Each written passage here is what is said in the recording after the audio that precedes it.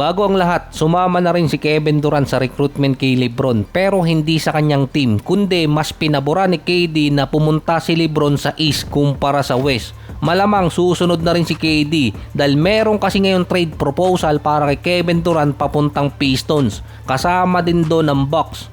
Dahil din yon sa gustong i-unload ng Milwaukee si Tyler Hero. Ang possible na maging package makukuha ng Rockets si Hero kasama ang player katulad ni Paul Reed, Isaiah Joe plus 2027 first round pick ng Pistons.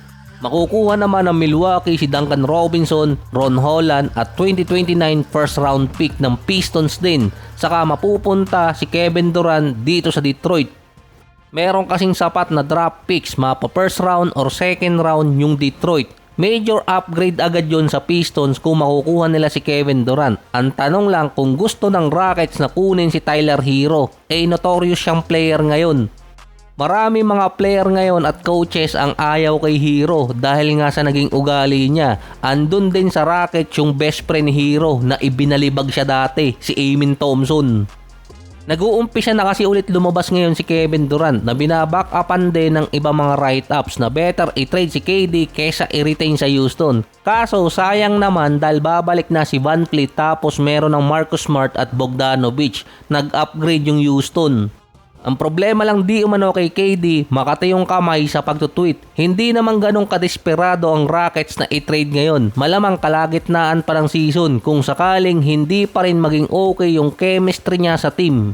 Dahil nga noong nakaraang playoff, sinabing hindi uma-attend si KD ng mga meeting ng mga player. Tapos parang pilit pa yung pag-attend niya ng mga games. Meron na di umanong lamat yung samahan sa Houston Rockets lalo na dito kay Kevin Durant na mahirap nang ayusin. Pero parang lahat ata ng report ngayon konektado kay LeBron. Dahil base kay KD, mas pinapaboran niya ang Philadelphia na landing spot kay LeBron dahil sa fanbase. Ito rin kasi yung fanbase na pinuri ni LeBron noong nakaraang taon. Base pa sa report, di umano, merong bad blood si Rich Paul at Cavaliers dahil sa ginawang trade kay Darius Garland na agad namang binawi ni Rich Paul or sinabi niyang wala siyang sama ng loob sa team. At wala rin siyang sama ng loob dito kay James Harden dahil nga ang ipinalit ng Cavaliers dito kay Garland si Harden lalo na nung nag-request siya ng trade sa Clippers. Agad kasing napagbigyan. So far, naghahanap ngayon ng trade ang Cavaliers para kay Dennis Schroeder at iba pang player para makagawa ng cap space at tax space. Yung report kay Harden at kay Rich Paul, sinabi pa doon na magkaibigan silang dalawa. Pero kung titingnan yung ibang report, sinabing hindi masaya si Rich Paul sa ginawa ng Cavaliers dahil tinrade si Garland na bata niya. Dahil yun sa extension, halos katulad to kay De'Aaron Fox. Nung humingi si De'Aaron Fox ng max contract sa Sacramento, hindi binigay at doon nag-request ng trade ang mismong kampo ni Rich Paul or mismong si Rich Paul ang nagsabing kung hindi bibigyan ng extension si Fox, iti-trade niya.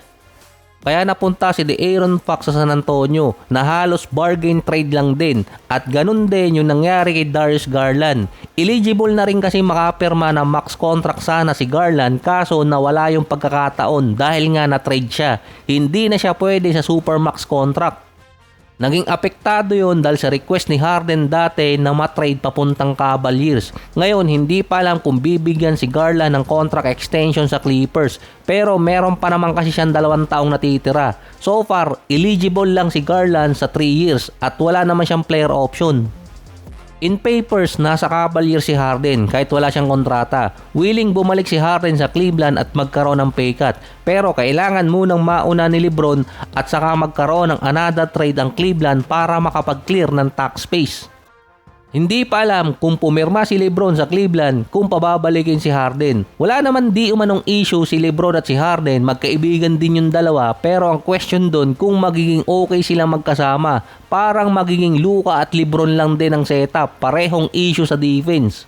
Habang papalapit na yung the decision 2 or 3 or 4 ni LeBron, naiipit ngayon si Harden. Kaya nagkaroon ng pampalubag loob na report na walang issue si Rich Paul at LeBron dito kay James Harden.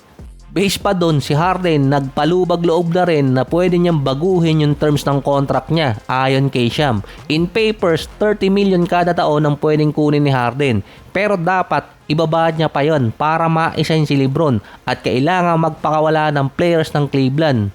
In papers din, pwedeng ibigay ng Cavaliers kay LeBron yung mid-level exception so far dahil hindi pa naman counted yung contract ni Harden sa ngayon, kaya hanggat hindi nakakapirma itong si Harden sa Cavaliers, hindi pa siya sigurado dahil ang problema doon yung tax apron, lalagpas na kasi yung Cleveland, oras na may pumirma sa pagitan ni LeBron at ni Harden. Si Anthony Davis naman, hindi mo na pinupush ang ma-trade paalis ng Wizards dahil yon sa isang rason, ang contract extension. Pinupush din ni Rich Paul na papirmahin itong si Anthony Davis para hindi siya umalis. Sa nakaraang report, maibibigay kasi ng Warriors yung extension kay Anthony Davis pero hindi 4 na taon, 3 taon lang. Kaya technicality, magiging 2 taon lang yun dahil may player option si AD, matatakpan. Ang Wizards ang makakapagbigay ng 4 na taon na max contract, 275 para dito kay Anthony Davis by August. Papalapit na rin yun. Kasama na ngayon si Anthony Davis sa workout at practice ng Wizards. Biglang lumambot din ng Wizards na willing di umanong ibigay yung max contract ni AD na meron ding katulad na max contract ni Trae Young. Mix ng veteran at young player yung Wizards na in papers kaya makipag-compete sa East or pang NBA 2K. In papers kasi kung paano gumalaw yun. Kapag binigyan ng Wizards si AD ng contract, may hirapan tuloy siyang ma-trade until February kung sakali na magkaroon ng hindi magandang inaasahan. Big risk kasi sa Wizards na bigyan ng max contract si AD dahil sa injury niya. Na-pressure di umano ang Wizards kay AD at na-pressure din si AD sa Wizards dahil sa max contract na kapalit.